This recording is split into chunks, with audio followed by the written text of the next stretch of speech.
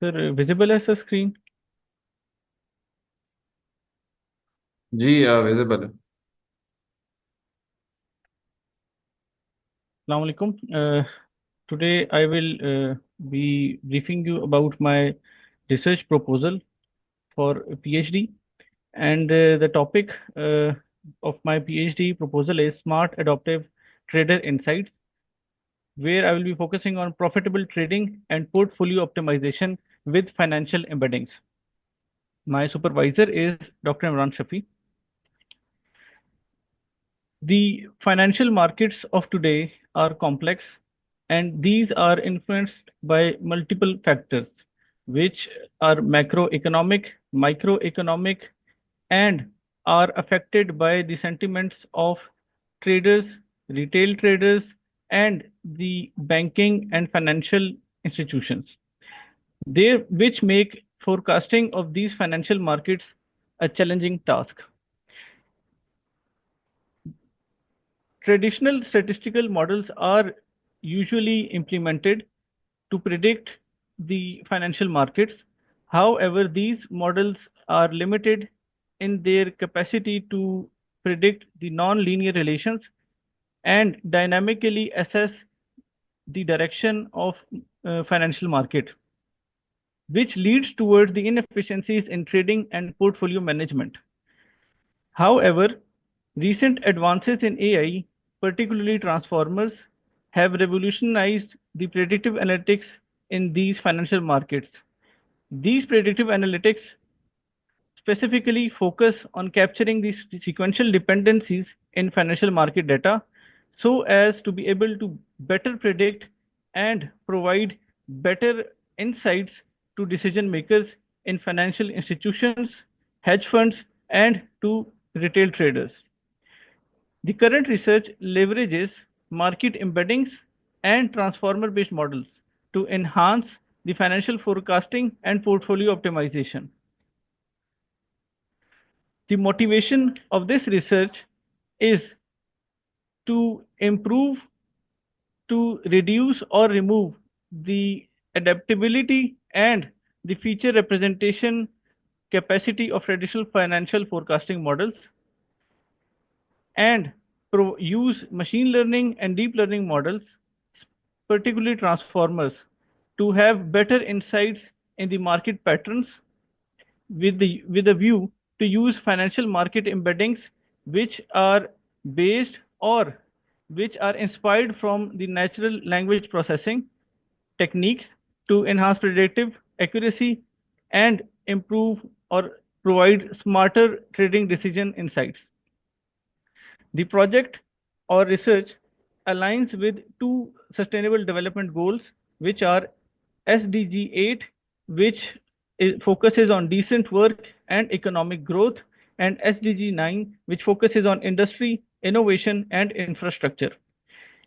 I'm focusing on SDG 8, particularly with a view to help retail traders to have better insights in the financial markets and have the ability to improve their economic growth and the ability to work in this financial market, because these financial markets are usually manipulated, or they do get some effect by the workings of financial institutions and hedge funds when they pump a lot of money or they are trading. Thus the market is affected because of their manipulations. So retail traders, if they get better market insights, they can reduce their losses and be profitable. And as because of AI driven financial technology solutions, and I am focusing that SDG 9 will be covered when these when an AI driven financial solution is provided to the commercial as a commercial solution to retail traders. The problem statement is that financial forecasting remains inaccurate due to model inefficiencies, which lack sequential awareness and are ineffective in portfolio optimization. Keeping in view the modern financial market scenarios. Traders, particularly retail traders, struggle with balancing risk and return dynamically. This research introduces a transformer-based financial trading system utilizing market embedding for more accurate short-term and long-term predictions and enhance portfolio management. The objectives are to develop a transformer-based forecasting model which will be using the market embeddings specifically generated for the financial markets, focusing on asset prediction and similarity analysis, optimize portfolio allocation using AI, enabling risk-aware decision making, and ensure that practical deployment is undertaken by integrating this specific AI-driven solution into real-world financial environment. The research questions which will be covered in this research are: how can transformer models improve market prediction accuracy over traditional machine learning models? And what embedding techniques are most effective for representing financial market data? In this case, I am talking about both the technical analysis and sentiment analysis, or which is also known as fundamental analysis. How can similarity analysis of market embeddings enhance portfolio optimization strategies? And what are the challenges in implementing AI-driven trading strategies in real-world financial markets? I have uh, studied this recent research, and out of my search, these few journal papers and in the next slide, conference papers have been found which are most related to my current area of research, and these are shown on the slide. In the next, these are 5 conference papers which focus on embeddings and market prediction, focusing on sentiment analysis, and in few cases, it is technical indicators. But whenever we are talking about embeddings, the focus of the researchers, fellow scientists or researchers, is towards fundamental or sentiment analysis, which, however, they leave the technical analysis out of this embeddings. Whatever they are working on the embeddings, they do not focus on technical indicators or technical analysis, which is a very, I think, a big gap. What do you mean by technical analysis in embeddings? Embeddings का तो मतलब यही है कि आप Because technique तो कर these ही रहे हैं जब आप both categories which have their own importance. which Sir, have the importance towards the financial market analysis. Sir financial market के एनालिसिस में दोनों की अपनी इंपॉर्टेंस है। टेक्निकल एनालिसिस जो है वो थोड़ा सा उसको हम कह सकते हैं कोल्ड है, और वो स्टैटिस्टिकल जो एनालिसिस, जो ट्रेडिशनल स्टैटिस्टिकल एनालिसिस है, उसको ज़्यादा फेवर करता है। लेकिन जो जब हम इसकी एम्बेडिंग्स की तरफ जब बात करते हैं, फाइनेंशियल एम्बेडिंग्स, तो वहाँ पे यूजुअली, क्योंकि ये चीज़ नेचुरल लैंग्वेज प्रोसेसिंग से इवॉल्व हुई है, वहीं से ये कॉन्सेप्ट डिराइव होता है। तो न्यूज़ का डाटा, सोशल मीडिया का डाटा, उसके ऊपर प्री प्रोसेस किया जाता है, और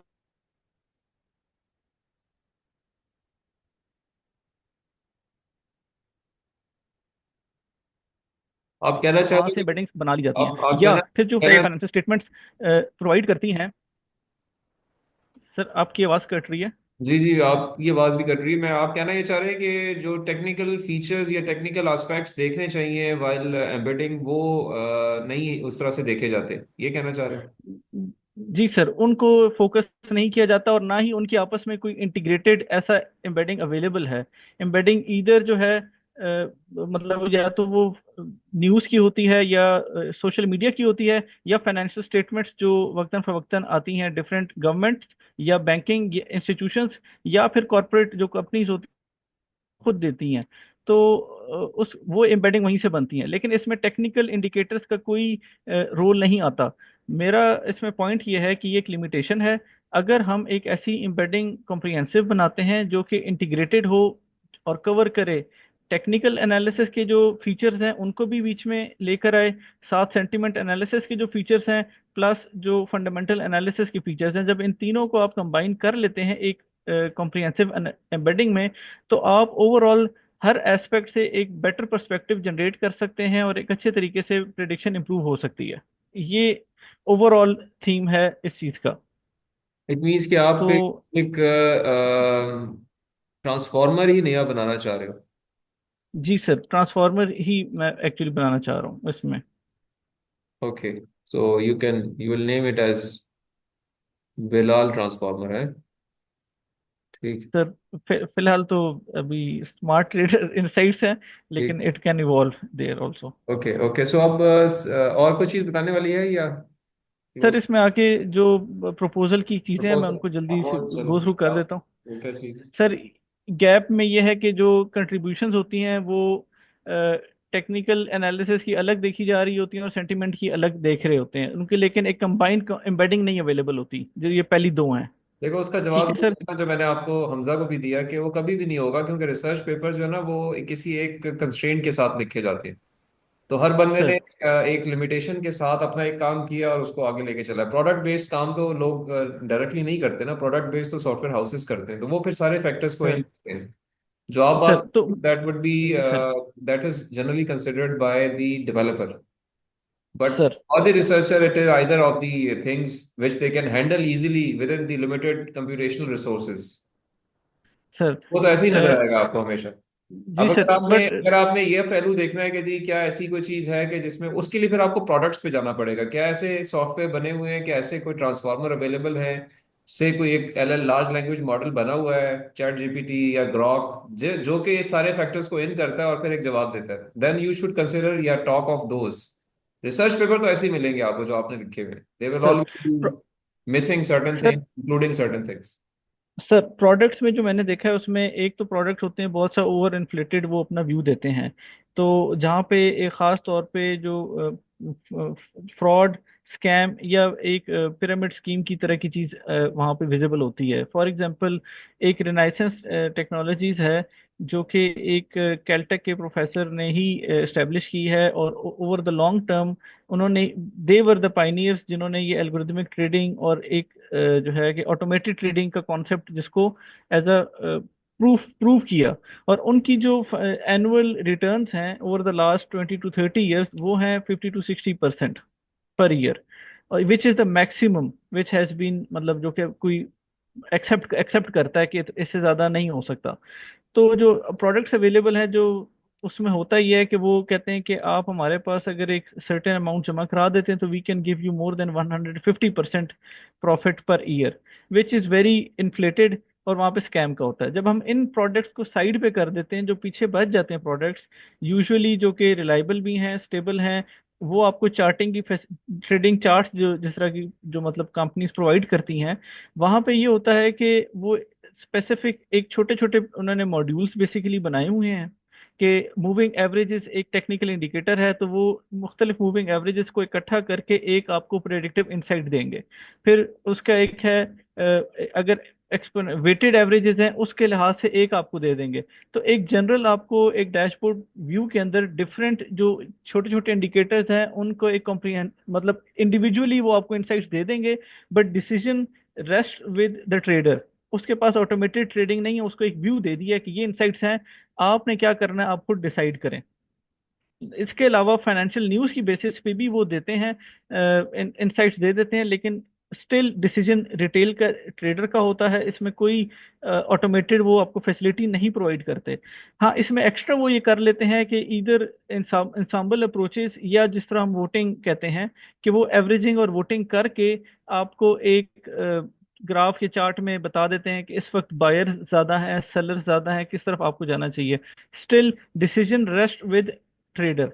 मेरा पॉइंट ये है कि हम एक कॉम्प्रिहेंसिव एम्बेडिंग बनाएं जहाँ पे ये सारी चीज़ें इकट्ठी हों, और एक ओवरऑल आउटलुक आपको पूरी मार्केट की वो खुद उन उस टाइम या उस दिन के हिसाब से जो उसके पैरामीटर्स हैं, मतलब जो वैल्यूज़ हैं, या कोई एसेट मार्केट का कैसे बिहेव कर रहा है, उसकी बेसिस पे वो एक पूरी आउटलुक आपको जनरेट करके दे दे। तो इसमें थोड़ा सा जो है एलएलएम्स का भी पर्सपेक्टिव आ जाएगा, but that is at a later stage. Initial stage के अंदर ये है कि ट्रांसफार्मर की एम्बेडिंग्स के जरिए आप एक एसेट या ग्रुप ऑफ एसेट्स की आउटलुक को एक्रू कर सकें, प्रिडिक्ट कर सकें।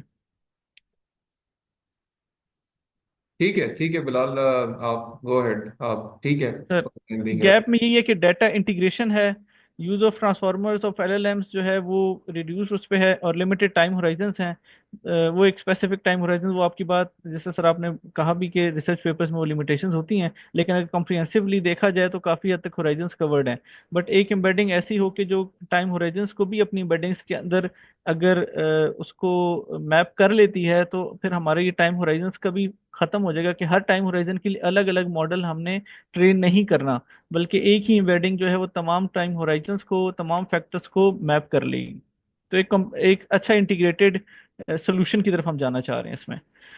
जब थ्योरेटिकल फ्रेमवर्क में हम कहते हैं तो यही एक है कि फाइनेंशियल जो इकोनोमेट्रिक्स हैं, मशीन लर्निंग मॉडल्स हैं और ट्रांसफॉर्मर आर्किटेक्चर्स हैं, वो क्या करेंगे सर कि हिस्टोरिकल फाइनेंशियल टाइम सीरीज को लेंगे और उसको जो है ये इसके ऊपर प्रोसेसिंग करेंगे। जो एआई लर्न है वो उसमें से लीनियर या नॉन लीनियर वगैरह पैटर्न लेगा, और सेल्फ अटेंशन मैकेनिज्म जो ट्रांसफॉर्मर्स का है वो उसके ऊपर मतलब लर्निंग करके और हमें जो है ना एक एम्बेडिंग मॉडल तैयार करके दे देगा, जो कि लास्ट उसके ऊपर हम कंपैरिजन भी करेंगे R N N C N N और जो डिफरेंट मॉडल्स हैं एआई के, ट्रेडिशनल मॉडल्स, उनकी आउटपुट के साथ हम उसको कंपेयर भी कर सकते हैं कि क्या बेनिफिट्स एक्रीव होते हैं, कि अगर हम इंडिविजुअली टेक्निकल इंडिकेटर्स और फंडामेंटल एनालिसिस को देखते हैं तो क्या डिफरेंसेस आते हैं। और लास्ट में यह है कि जो प्राइस मोमेंटम है, वॉलेटिलिटी, क्लस्टरिंग और स्ट्रक्चरल शिफ्ट्स के जरिए हम जो है सिमिलैरिटीज या डिफरेंसेस के जरिए हम अपने प्रेडिक्टिव आउटपुट्स या जो इनसाइट्स हैं उसको एक अच्छे आउटपुट के फॉर्म में लेकर आएंगे। मेथोडोलॉजी में दो फेजेस हैं सर, पहला फेज प्रोटोटाइप डेवलपमेंट है और फेज टू जो है प्रोडक्ट एंड इंफ्रास्ट्रक्चर डेवलपमेंट है। जो पहला फेज है इसके अंदर जो है डाटा कलेक्शन और प्री प्रोसेसिंग के बाद मार्केट की एम्बेडिंग जनरेट होनी है, और फिर ट्रांसफार्मर बेस्ड फोरकास्टिंग होगी जिसकी मॉडल एवेल्यूशन होगी बेसलाइन के साथ। जब ये फेज में हम कर कंप्लीट कर लेंगे तो बेसिकली ये पायलट एक प्रोडक्ट या लैब लेवल पे हम बात कर रहे हैं। इसके बाद पोर्टफोलियो ऑप्टिमाइजेशन हम उसको चेक करेंगे, और परफॉर्मेंस एवेल्यूएशन हम अक्रॉस ऑल मैट्रिक्स करेंगे, स्पेसिफिकली प्रॉफिटेबिलिटी के मैट्रिक्स जो हैं जिनमें आते हैं रिटर्न ऑन इन्वेस्टमेंट है, शार्प रेशोज हैं, ड्रॉ डाउन्स हैं, कि प्रॉफिट लॉस में क्या वेरिएशंस आती हैं। क्योंकि सर परफॉर्मेंस मॉडल की बहुत अच्छी हो सकती है, लेकिन उसका फाइनल टेस्ट वही है जो यूजर्स होगी या जो ऑडियंस है मेरी प्रोडक्ट की या रिसर्च की, उसको तो at the end of the day profitability से इंटरेस्ट है। मॉडल की परफॉर्मेंस तो एक मैट्रिक है उनके लिए, लेकिन at the end of the day they want to spend money and they want to get profit out of it. तो परफॉर्मेंस एवेल्यूएशन के अंदर फोकस भी प्रॉफिटेबिलिटी मैट्रिक्स भी किया गया। जब ये, और ये सबसे ज़्यादा प्रोलॉन्ग्ड है फॉर 6 मंथ्स तक हम इसको लेके जाएंगे। जब ये कंप्लीट होगी तो फिर हम डिप्लॉयमेंट और उसकी जो फीडबैक है उसके ऊपर हम जाते रहेंगे। आगे सर टाइमलाइन है, फेज वन की टाइमलाइन सर ये है कि अगस्त 25 से लेके हम फरवरी 26 तक इसको विजुलाइज करते हैं कि कंप्लीट होगी, जिसमें literature review, planning, data collection, pre processing और वैलिडेशन एंड एवेल्यूशन तक है। जबकि फेज टू जो है वो मार्च 26 से लेके दिसंबर 26 तक हम देखते हैं कि उसमें हमने ऑप्टिमाइजेशन ऑफ मॉड्यूल्स करनी है, सिस्टम की इंटीग्रेशन करनी है, एपीआई और बैक एंड सर्विसेज अगर हम करना चाहते हैं, क्योंकि प्रोडक्ट हम जब बना रहे हैं तो हम वेब बेस्ड एप्लीकेशन की तरफ जाएंगे, और उसका डैशबोर्ड एंड यूआई होगा, यूजर इंटरफेस। और जून से दिसंबर तक हम उसकी पायलट टेस्टिंग करेंगे जिसमें फीडबैक भी शामिल होगा। जो जनवरी से मार्च तक है वो basically final steps and closing है, कि उसको फाइनलाइज भी करना है इन टर्म्स ऑफ पीएचडी के क्लोजर, और अगर कोई ग्रांट्स वगैरह की तरफ हमने जाना तो वो भी हम इसी ड्यूरेशन में करेंगे। डिलीवरेबल्स में सर एकेडमिक के अंदर ये है कि थीसिस, डिसर्टेशन, कॉन्फ्रेंस और जर्नल पेपर और सिस्टमैटिक लिटरेचर रिव्यू है, जबकि टेक्निकल या प्रोडक्ट की तरफ ये है कि हमें एक फाइनेंशियल डाटा सेट अवेलेबल हो जाएगा, ट्रांसफार्मर बेस्ड एक प्रिडिक्टिव इंजन हमें मिल जाएगा, और एम्बेडिंग जो हमने जनरेट की है वो भी हमारे पास है, प्लस एक पोर्टफोलियो ऑप्टिमाइजेशन मॉड्यूल है। अब जब ये सारा एक हम और साथ इंटरेक्टिव यूआई डैशबोर्ड हम बना लेंगे तो उसी को एक तो एज अ प्रोडक्ट भी हम दे सकते हैं, प्लस जो हमारा ये जो ऊपर ट्रांसफार्मर इंजन है, मार्केटिंग एम्बेडिंग है और पोर्टफोलियो ऑप्टिमाइजेशन मॉड्यूल है, इसको हम इंडिविजुअली एपीआई एक्सेस के जरिए भी एज अ प्रोडक्ट हम इसको प्रोवाइड कर सकते हैं मार्केट को। तो सर ये मेरी तरफ से ऐसा सारा। ठीक है Bilal, good work, good idea, good thinking. और अच्छी बात है कि अगर आप कोई एक कॉम्प्रिहेंसिव एक मॉडल या सिस्टम या एक आई वुड से कि एक प्रोडक्ट डेवलप कर लेते हो इसके नतीजे में, which covers number of things जो आप मेंशन कर रहे हो कि नहीं है रेगुलर मॉडल्स के अंदर। सो ठीक है, गुड वर्क। अपनी जो at the moment this is to the best of your knowledge, अब इसमें आप ऐड करें अपने लिटरेचर को, प्रोडक्ट्स को, explore more related products, more related transformers, maybe large language models, their APIs, which are doing the similar tasks, and see what performance they are putting in. They should be your target then to uh, get little better or improve on their performance.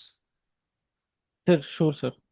ठीक है जी, so good work जी Bilal and Hamza both, thank you very much. Thank you sir. और again जैसा मैंने कहा कि आप दोनों ने जल्दबाजी नहीं करनी है, अपनी अपने रीडिंग बेस को इंक्रीज करें, try to cover certain literature on daily basis now. And maybe कुछ इसमें आप फर्दर ऑप्टिमाइजेशंस लेकर आ सकते हो जो अभी तक आपने सोचा हुआ है। तो लॉक ऑन नहीं होना आपने अपने इस चीज़ के ऊपर, बी रिस्पोंडेंट, या कहें कि आपको ओपन रहना चाहिए for any further variation, addition, deletion के ऊपर। Sir right sir, right sir. ठीक है, और एक चीज अभी आपने ये भी करनी है कि try to figure out some related guidance and evaluation committee members as per the rulings, जो कि आपके डोमेन्स के सर अंदर आपको असिस्ट कर सकें during the research process, other than the sir supervisor. Right sir. ठीक है सर। ठीक है, बट बी पॉजिटिव, उन लोगों को एक्सप्लोर करें जो वाकई हेल्प करें, वो नहीं जो सिर्फ आपको दोस्ती निभाएं। ठीक है। सर सर बिल्कुल ठीक है, बिल्कुल हाँ, ठीक है सर। तो चैलेंजिंग लोगों को सेलेक्ट करें ताकि वो आपको चैलेंज दें और अकॉर्डिंगली आप और अच्छा काम कर सकें उनके हिदायत के तहत। सर। और ठीक है। ठीक है जी, चलिए, गुड, एक्सलेंट जी। और anybody else out of available people, Aamir और साद, आप में से कोई प्रेजेंट करना चाहेगा?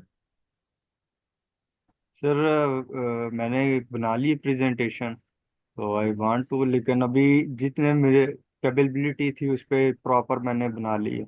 अगर इसमें कोई मिसिंग हुई चीज़ तो प्लीज़ गाइड करिएगा। अच्छा ठीक है, आप प्रेजेंट अभी करना चाहते हो या नेक्स्ट क्लास में जाना चाहते हैं? सर अभी प्रेजेंट करना चाहता चलें, करें प्रेजेंट करो। हूँ।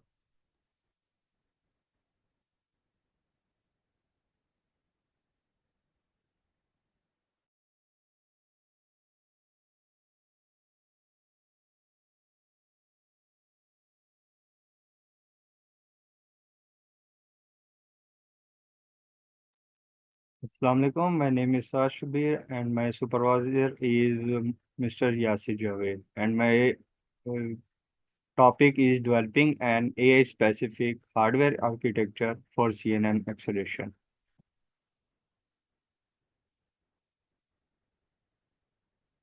Uh, I will discuss one by one the sequence like introduction, literature review, gap analysis, and so on.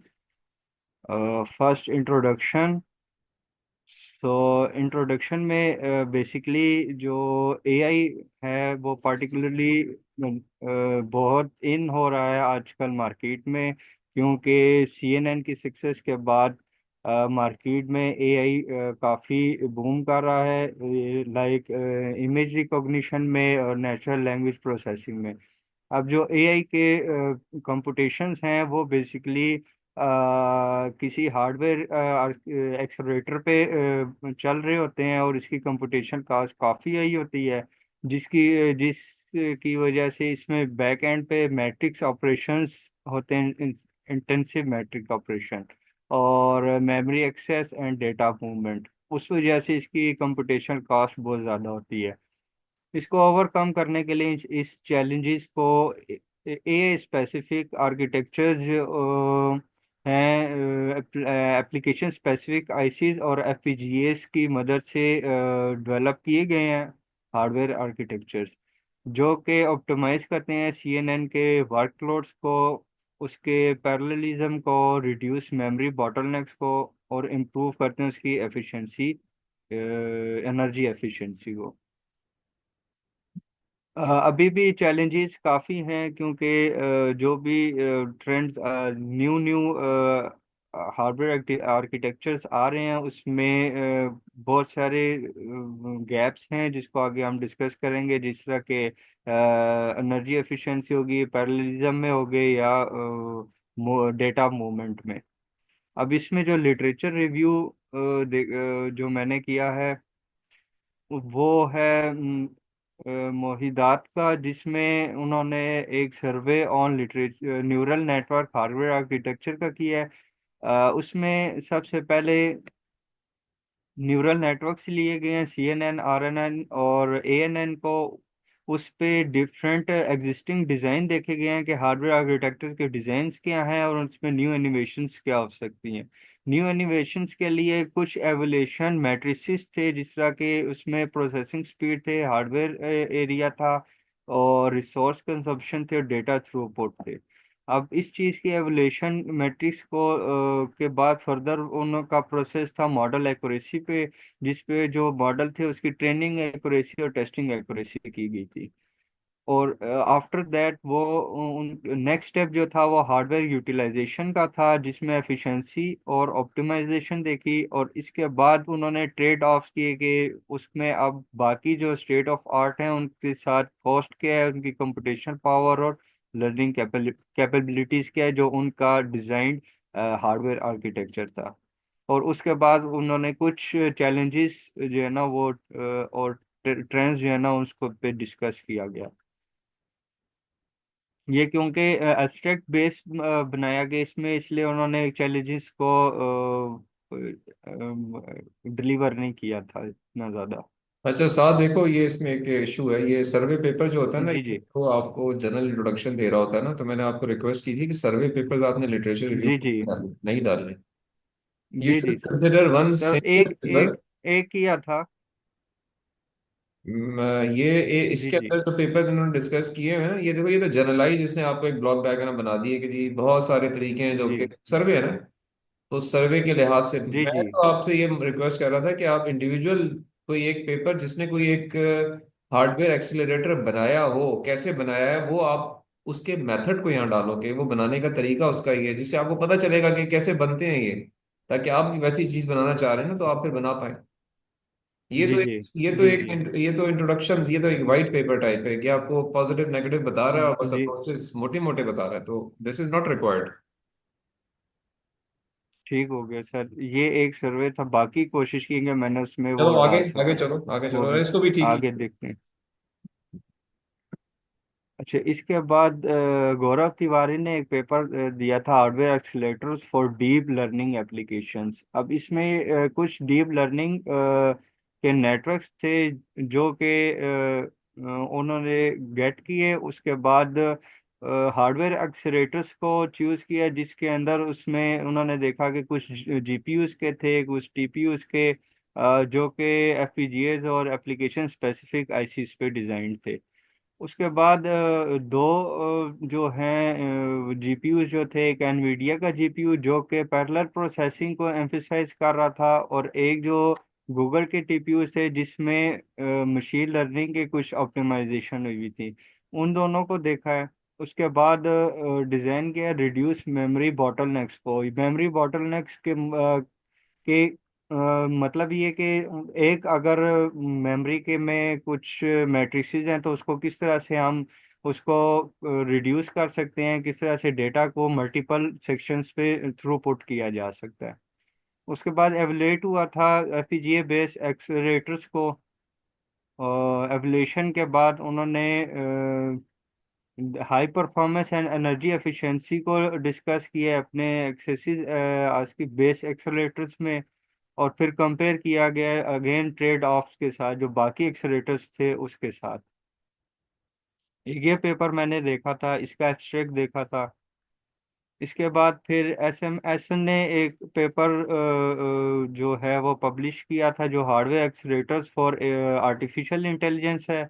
अब इसके अंदर भी उन्होंने आइडेंटिफाई शिफ्ट का मतलब ये है कि पहले एक जनरल पर्पस प्रोसेसर था, उसको ए स्पेसिफिक जो है वो उन्होंने मॉडिफाई किया। उसके बाद बाकी जो अगेन ये जो लिटरेचर पार्ट था एक्सप्लोर एक्सेलरेटर्स का, ये बेसिकली लिटरेचर पार्ट था जिसमें उन्होंने इन्वेस्टिगेट किए जीपीयूज को, एफपीजीएस और एएसआईसी को। फिर एवलेट इम्पैक्ट में जो उन्होंने कैटेगरी देखी थी, accessing the performance and efficiency उस मॉडल की। और आफ्टर दैट एनालाइज चैलेंजेस देखे, एड्रेसिंग पावर कंजप्शन। अब इसमें जो एड्रेस किया गया था वो पावर कंजप्शन का था, कंप्यूटेशनल कॉस्ट का था एंड इंटीग्रेशन का था, हार्डवेयर इंटीग्रेशन। और उसके बाद उन्होंने फ्यूचर डायरेक्शंस प्रिडिक्ट कर दिए थे कि फ्यूचर डायरेक्शंस इसमें क्या और हो सकते हैं। अच्छा,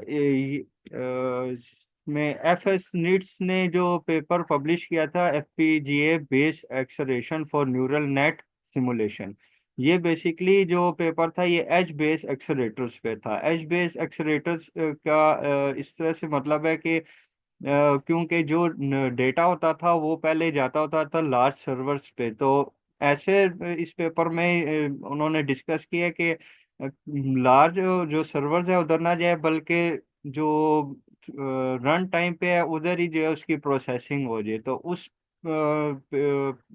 टॉपिक पे या उस डोमेन पे ये पेपर पब्लिश हुआ गया था कि हम ऐसा ना करें कि हम जो है जो सर्वर्स हैं उधर डेटा भेजें, फिर सर्वर से रिट्रीव करें डेटा, तो उस पर जो टाइम कंजप्शन थी वो ज़्यादा लगती थी। तो ऐसा कोई हार्डवेयर हो जो कि उसी रन टाइम पे उसको डेटा को प्रोसेस करके आपको जो भी डिजायर आउटपुट है उस सम टाइम वो मिल जाए। और इसी तरह से दीपिका ने भी एक पेपर पब्लिश किया था, ये रिव्यू पेपर था on hardware accelerators for convolution neural network based in neural network based inference engines पे। तो इसमें भी ये चीज़ें थी कि इस पेपर में एएलयू बेस्ड एक्सेलरेशन की गई थी, क्योंकि जो एएलयू बेस्ड एक्सेलरेशन होती है या एएलयू बेस्ड कैलकुलेशंस होती हैं उसको देखा गया था, डेटा फ्लो अप्रोचेस को देखा गया था। और उस पे देखा, उसके बाद जो स्टेप था वो था इम्प्लीमेंट 16 बिट मिक्स्ड फिक्स्ड या फ्लोटिंग पॉइंट कॉन्फ़िगरेशन। इसको अप्लाई की गई थी। इसमें एक और था, हाफ फ्रीशियन फ्लोटिंग पॉइंट होती है जो एक्चुअली यूज हो रही होती है। तो इस पेपर में इन्होंने मिक्स फ्लोटिंग पॉइंट 16 बिट की गई थी, जिससे इन्हांस हुई थी इसकी प्रिसिजन एंड एफिशिएंसी। जो कि आगे लिखा है कि बेंचमार्क एफिशिएंट एक्यूरेसी उनकी 99% पे चली गई थी, और परफॉर्मेंस जो है वो 3.75 एक्स इम्प्रूव हुई थी, जो हाफ वाली है प्रिसिजन है उससे। उसके बाद जो कुछ पेपर थे ये जो 5 पेपर्स हैं ये अब देखे हैं, इस मैंने अपलोड इधर लगाए हैं, जो photonic electronic integrated circuits for high performance computing a accelerator survey के हैं, और बाकी और लिटरेचर रिव्यू के।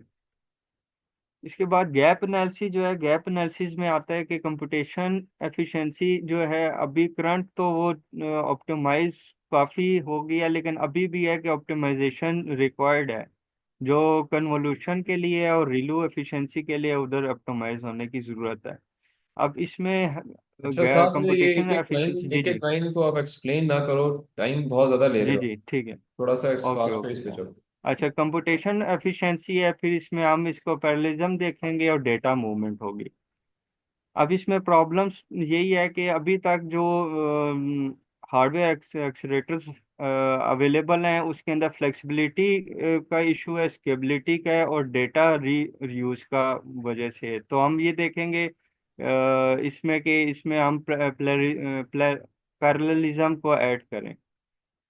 अब रिसर्च क्वेश्चंस आ जाते हैं जिसके अंदर अब ये कि कैसे हम इम्प्रूव कर सकते हैं अपने कंप्यूटेशनल कॉस्ट को, और रिड्यूस कर सकते हैं लेटेंसी को। इसी तरह हम पैरेललिज्म को कैसे ऐड कर सकते हैं, और डेटा मूवमेंट को कैसे ऐड कर सकते हैं, वो आगे जो मैं अब इसको प्रपोज करूंगा उसके अंदर डिस्कस होगा। अब जो ऑब्जेक्टिव है वो भी ये इसी बेस है कि मैं इसमें ऐसा जो आर्किटेक्चर है वो डेवलप कर रहा हूँ आगे जिसमें चलें, आगे पैरेललिज्म। चलें, ठीक जी, है, आगे चलें, मेथोडोलॉजी बताओ। ठीक है। मेथोडोलॉजी यही है कि सबसे पहले वो ए स्पेसिफिक हार्डवेयर की रिकॉग्निशन होगी, और इन्वेस्टिगेशन जो ऑलरेडी मुझे भी एक सर ने दिया गया जिसको मैं देखूंगा, आर्किटेक्चर उस पे वर्क करूंगा। उसमें फिर मैं पावर कंजप्शन और एफिशिएंसी इश्यूज को एड्रेस करूंगा, उसको क्लियर करूंगा, और उसको फिर हार्डवेयर इम्प्लीमेंटेशन की तरफ मैंने लेके जाना है। जब सॉफ्टवेयर हो जाएगा तो हार्डवेयर इम्प्लीमेंटेशन की तरफ, और एवेलुएट करूंगा उसकी इफेक्टिवनेस को। अब जो ये डाटा एनालिसिस है इसमें बेसिकली रैन एमएल है जो गिटहब पे रिंजाइम मशीन लर्निंग का आर्किटेक्चर गिवन है, वो मैंने इस पे काम करना है। ये करंटली 4 कोर पे ऑपरेट हो रहा है, तो इसमें मैंने इसकी कोर्स जो है ना इम्प्रूव करनी है, जिसकी वजह से मेरी पैरेललिज्म ऐड हो इम्प्रूव होगी, और डेटा मूवमेंट और कंप्यूटेशन एफिशिएंसी। और इसका सॉफ्टवेयर जो है वो विवाडो वेरीलॉग में यूज़ कर रहा हूँ। और ये मेरी थीसिस टाइमलाइन है, जो कि प्रॉब्लम्स आइडेंटिफिकेशन का 1 मंथ है, फिर लिटरेचर रिव्यू, फिर हार्डवेयर का है, उसके बाद एक्सप्लोर एक्सप्लोरेटर्स हैं, एनालिसिस चैलेंजेस में ये मैं इम्प्लीमेंटेशन पूरी कर रहा हूँगा, और लास्ट में हार्डवेयर की इम्प्लीमेंटेशन होगी 2 मंथ्स में, thesis right up and submission. ये मेरे रेफरेंसेस हैं जो मैंने यूज़ किए हैं। Thank you. ठीक है, ठीक है, साथ गुड वर्क। आपने यासिर जावेद को ऑन बोर्ड ले लिया? जी सर, मैं इस वीक उनके पास था, उनको मैंने ये चीज़ें दिखाई हैं ठीक है, चले, ठीक और हो उनसे गया। सजेशंस लिए। गो हेड आपका, ठीक है, टाइटल काम आपने एफर्ट की हुई है, इसको इम्प्रूव कर सकते हैं इन कंसल्टेशन विद यासिर, तो बाकी ठीक है जी, गुड वर्क। ठीक है, थैंक यू सर। ओके जी। और जी आमिर, आप प्रेजेंट करना चाहोगे? Yes sir. ओके जी, कीजिए प्रेजेंट आप। सर सर काइंडली अगर ये सेशन दोबारा स्टार्ट हो जाए, just 2 minutes are remaining in okay जी, मैं दोबारा शुरू कर दूँ।